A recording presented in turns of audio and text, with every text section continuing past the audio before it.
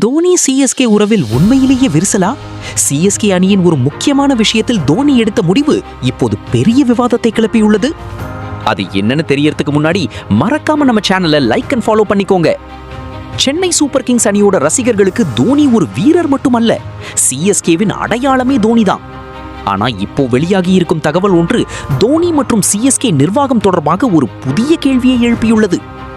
கடந்த 2008ஆம் ஆண்டு முதல் சிஎஸ்கே அணியின் முகமாக விளங்கி வரும் தோனி அணியின் உரிமை பங்குகளில் ஒரு பகுதியை வாங்க விருப்பம் தெரிவித்ததாக தகவல்கள் வெளியாகியுள்ளன. அதுவும் சாதாரண அளவில் இல்லாமல் சிஎஸ்கேவில் சுமார் 20 முதல் 25% பங்குகளை வாங்க தோனி விருப்பம் தெரிவித்ததாக கூறப்படுகிறது.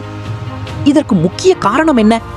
சிஎஸ்கே அணியோட தோனிக்கு இருக்கும் நீண்ட கால தொடர்பும் அணியின் வளர்ச்சியில் அவர் வகித்த மிகப்பெரிய பங்கும் இதற்கு காரணமாக இருக்கலாம் என்று கூறப்படுகிறது. ஆனால் இங்குதான் மிகப்பெரிய திருப்பம். தோனியின் இந்த கோரிக்கையை சிஎஸ்கே நிர்வாகம் நிராகரித்ததாக சில தகவல்கள் தெரிவிக்கின்றன. மேலும் சிஎஸ்கே அணியின் நிர்வாகம் தொடர்பான சில விஷயங்களில் தோனியின் எதிர்பார்ப்புகள் நிறைவேறவில்லை என்றும் தகவல்கள் வெளியாகியுள்ளன. இதனால் சமூக வலைதளங்களில் தோனி சிஎஸ்கே உறவில் விரிசல் ஏற்பட்டு விட்டதா என்ற கேள்வி வேகமாக பரவி வருகிறது.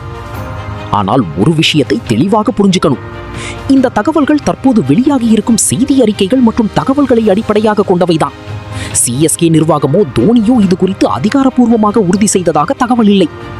அதனால் உடனே தோனி சிஎஸ்கேவை விட்டு விலகப் போகிறார் என்று முடிவு செய்வது சரியாக இருக்காது.